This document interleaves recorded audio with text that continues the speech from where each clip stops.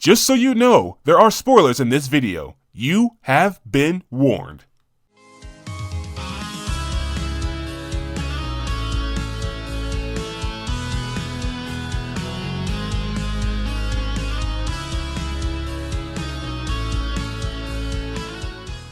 I'm bad, and I'm better than ever.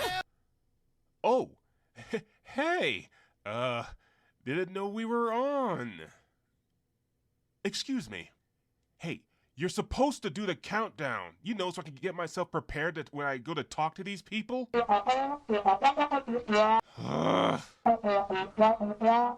Let's start over, shall we?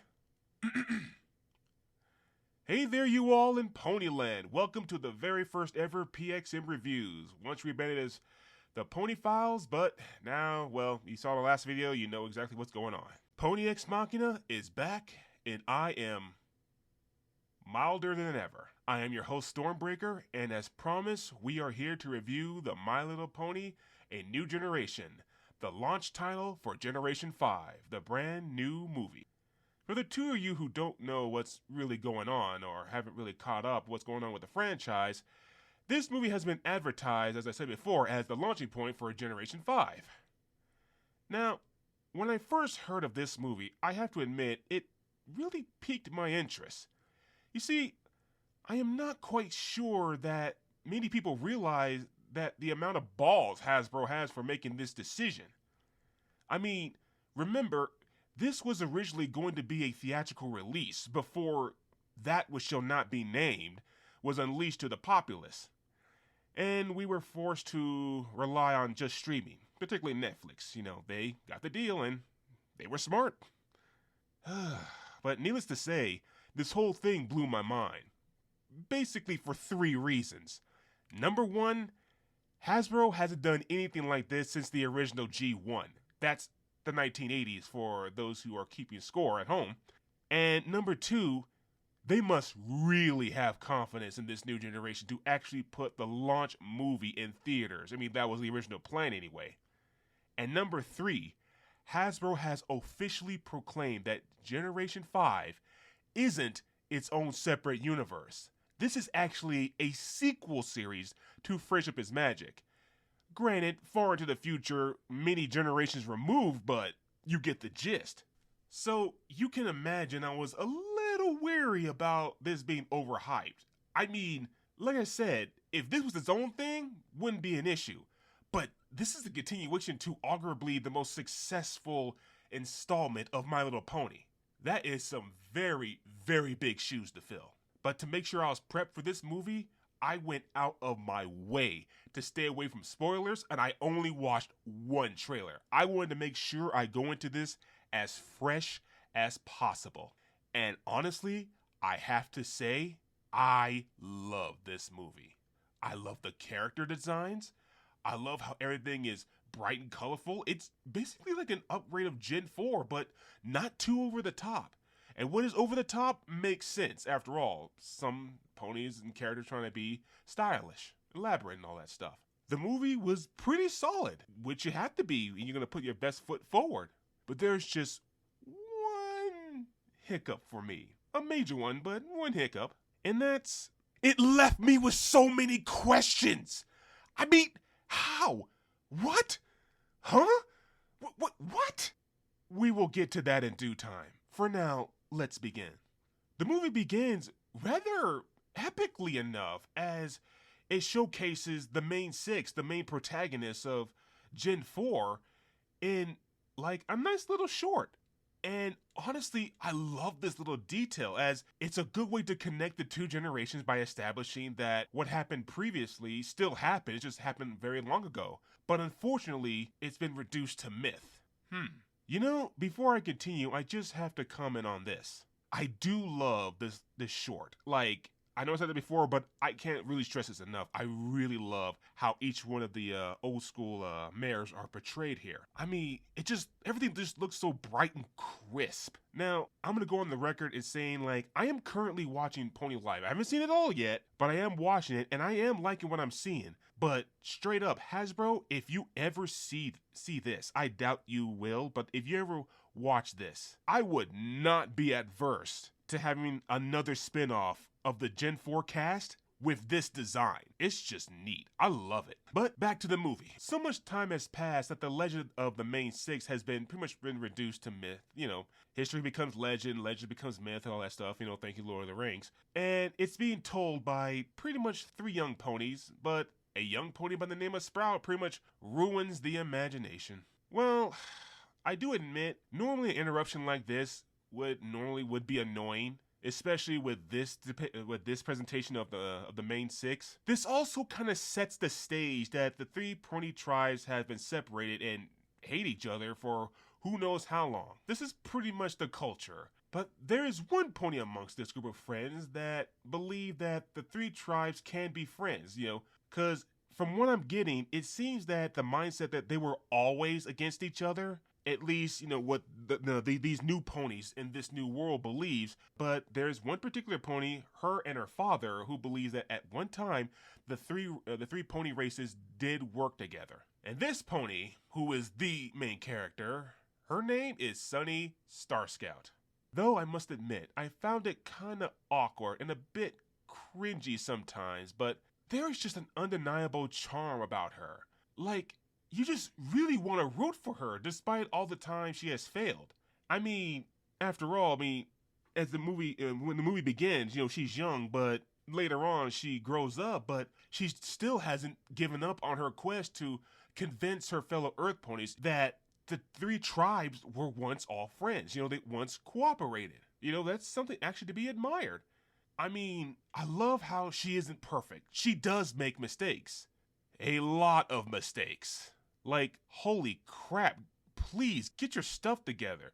But she does not waver on her belief that the three tribes can once again become friends. And what I mean by a lot of mistakes is that her particular latest presentation, I guess you could say, which happens pretty much in the middle of a huge demonstration, ends up in pretty much disaster. She tries to make a presentation and tell stories that the Equestria of old, you know, used to be where all the three pony races work together, but of course, we all can figure out that that does not work out in her favor. But the problem is that, and honestly, another one of her friends, a pony named Hitch, pretty much bluntly tells her, look, the stories are great and all, but you need proof, you know, like some actual history to back up, you know, what you're saying, you know, tangible, actual history. And the way he says it is kind of harsh, but I have to agree. Sometimes you just have to, like, break it down. It's like, they're great stories, but, I mean, unless you have something to really back up what you're claiming, no one's really going to believe you.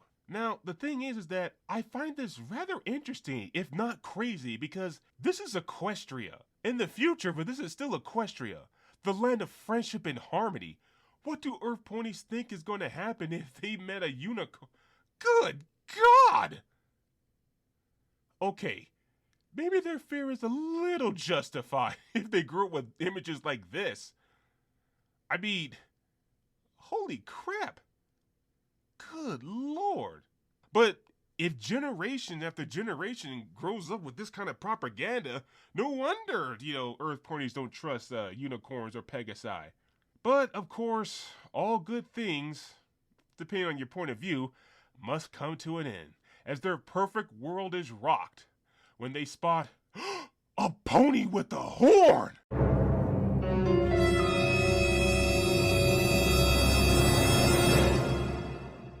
Okay, I kid. But it is not far off of how people would react to the unknown or what they've been taught to fear all their lives. So, we get the typical response. Earth ponies panicking in the streets. Authorities trying to capture this pony with a horn. It is actually a blast to watch, but Sunny comes in and gets the newcomer to safety at her home. Well, almost. Here we learn that the newcomer's name is Izzy Moonbow. Izzy. Okay. Izzy. I don't trust her. Call me paranoid, but this pony right here, she is too bright. She is too bubbly. She is too cheerful. There's something about her. Mark my words, she is hiding something. Something evil. As a good friend once quoted, all men have something to hide.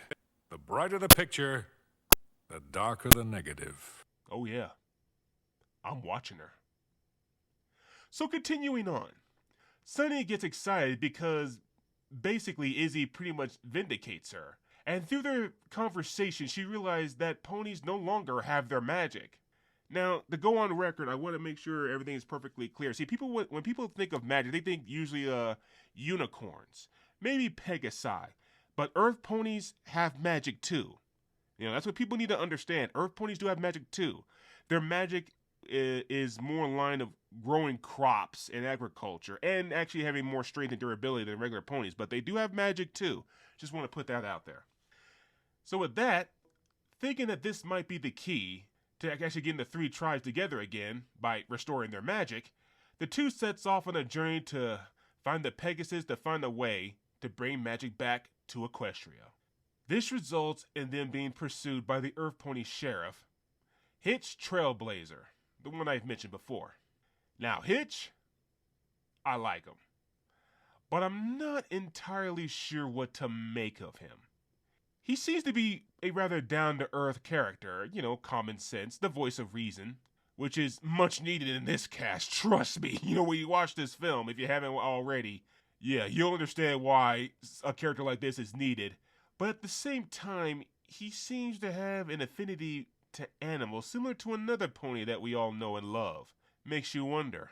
I think I'm going to have to wait until the series officially begins to try to get more of a handle on him, but so far, I kind of like him. The pony reached the lands of the Pegasi, known as Zephyr Heights, where they meet the final two of, I guess, the main five now. The final two who happen to be Royal Pegasus, the elder sister, Zip Storm, and the younger sister, the more popular one, Pip Petals.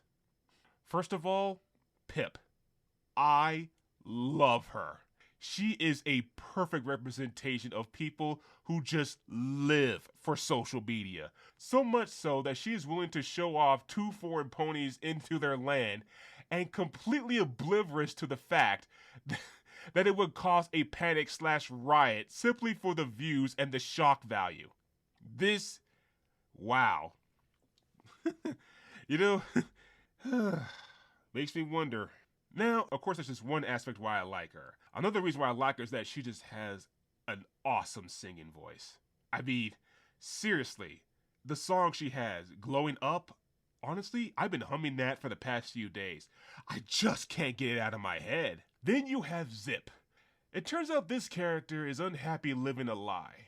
That's right, the Pegasus are not capable of flight. They don't have magic either. As it turns out, in the movie, it was rumored that only those of royal blood could fly, but of course, that turns out not to be the case. Instead, they use wiring, which, you know, as long as they keep things contained, you know, it has been working. But of course, all good things, right? Zip, wanting to find some way to no longer live this lie, brings the two into a rather interesting place. A place that reveals that all pony magic is connected to a single artifact. An artifact that has been split into 3 parts, each piece being held by one of the 3 tribes. What? Since when? When was it ever in Friendship and Magic that stated that pony magic was bound by artifacts? I mean, was it always like that? Why wasn't it mentioned before? I mean, if it was mentioned, like, so many questions! Get a grip, Storm. Remember, address this later. Whew. Okay. So now the ponies have a goal. Find the 3 pieces of the artifact, bring them together so that magic can once again flow through Equestria, and everything will be right with the world. Simple enough, right? Wrong! Once again, you are correct, Lex Luthor, owner of LexCorp and arch nemesis of Superman. Things are never that easy. As it turns out, one of the pieces is the crown of the Pegasus Queen herself, Queen Haven. Even though that is a challenge, they come up with a plan, and through some shenanigans, and thanks to a beast that you do not want to mess with, they do eventually succeed. But for some reason, the royal family become criminals because they've been outed as being fakes at flying. I don't know how that works because they're still royalty and they still make the rules, but whatever. I mean, I can't figure it out, but by all means, if you can, you try and figure that one out. So, yes. But there's a silver lining, of course, because Hitch and Pip joins the rest of them, and now the main five, who are now complete, head into the unicorn land known as Bridlewood Forest. But first they have to try to blend in with the catchy song with Izzy showing them how to be unicorns, and you know what you're doing, Hasbro. There is no way this is a mistake.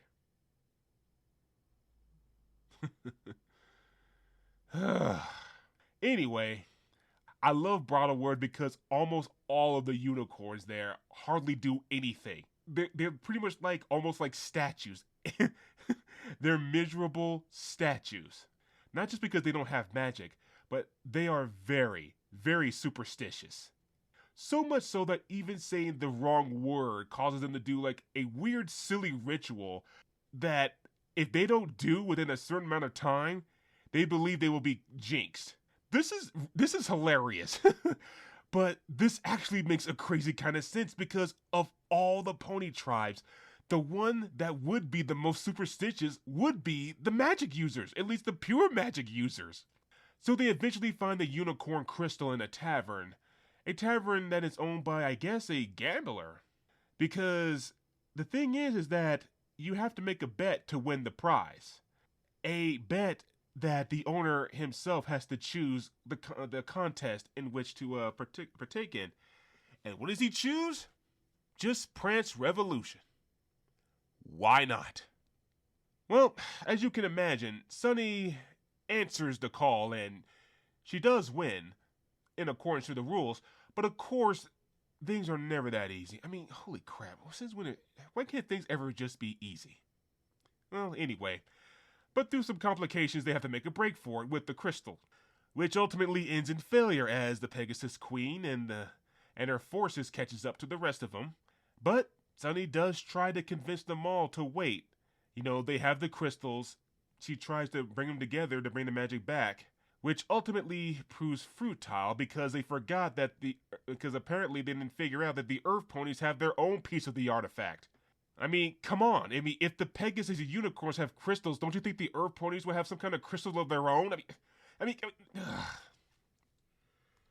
So yeah, pretty much what follows after this is the typical, all is lost, I failed, I give up, blah, blah, blah, blah, blah, blah, blah.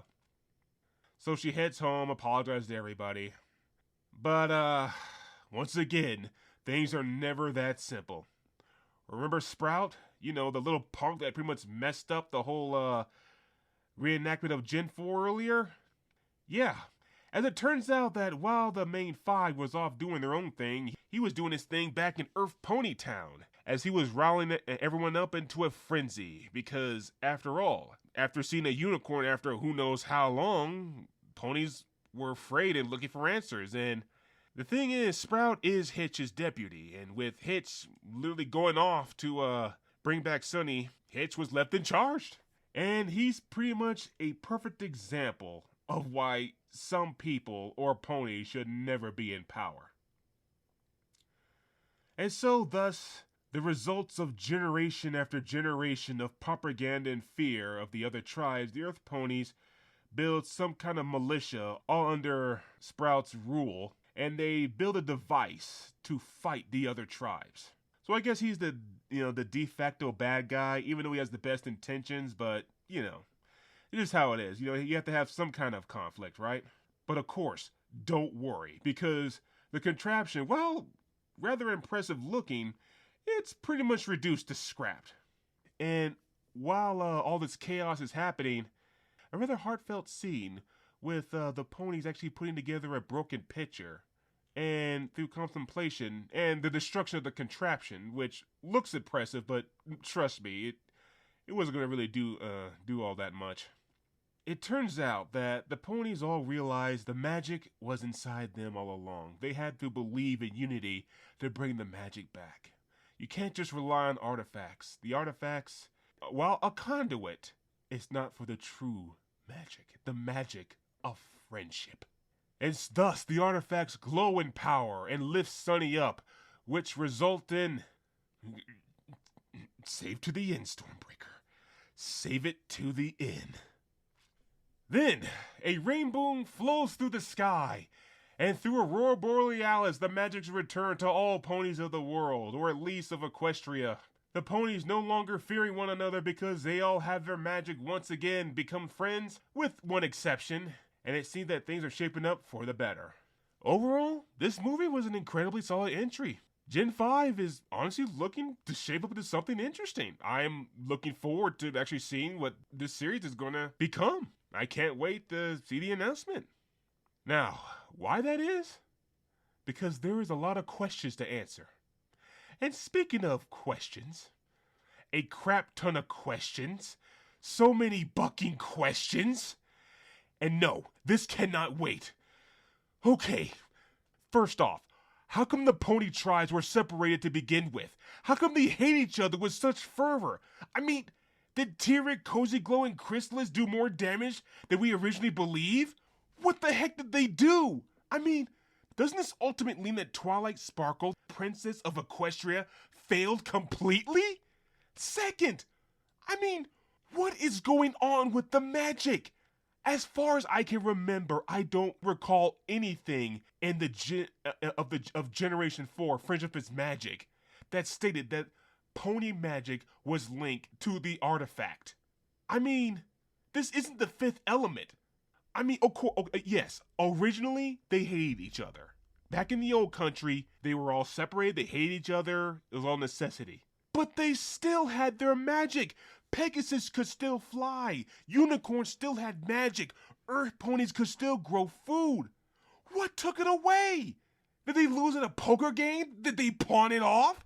Did they lose it in the couch?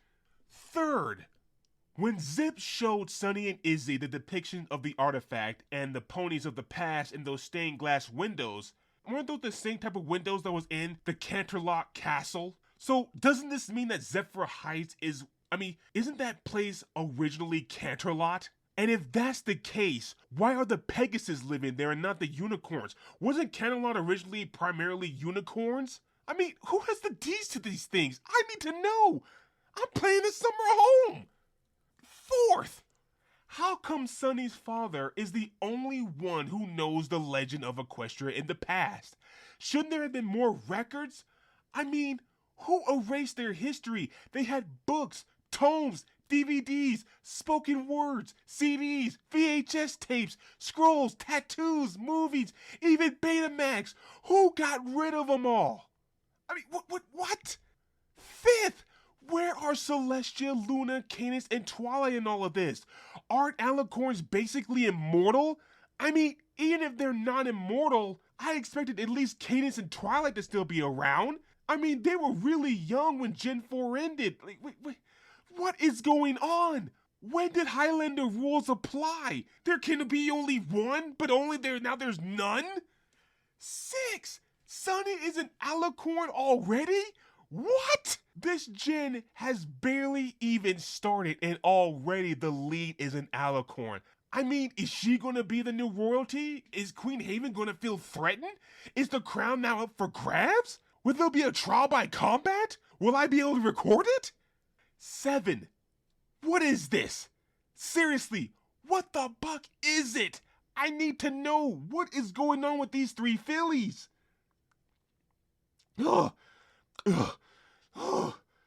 Okay,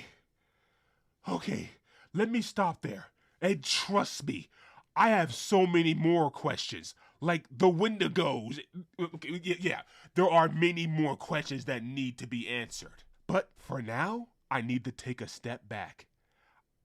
I have vented a little bit of frustration, but I have vented. But I have vented with my friends, and they tell me to just wait and see. Wait and see. I say, okay, I can understand that. After all, we have an entire series to answer these questions.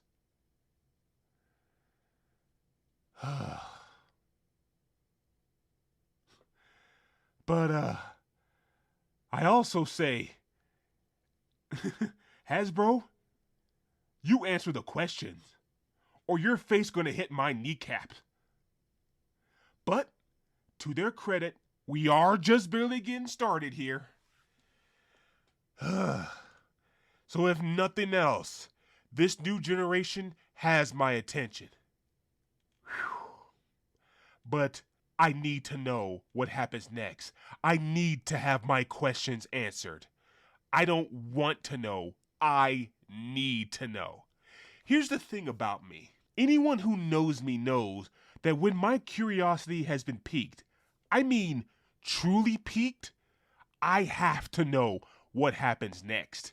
Even when it's something detrimental to my existence, I have to know what happens next. So Hasbro, from me to you, take your time. Do not rush, and do not just throw things out there. Please make sure this is done right. I think you have something special here. It's not easy coming off of a successful series and creating another successful series. You have something. People are talking about it. Don't screw this up. I love Friendship is Magic, but even the most diehard fan knows there were some problems with that show. And this new generation has an excellent start. So, please don't screw this up. I have faith. I do have faith they will deliver. So in conclusion, answer the questions in the damn series. Thanks for watching this video. I really hope you enjoyed it. Please support the channel by subscribing and leaving a like. Every little bit helps. So take care and see you next time.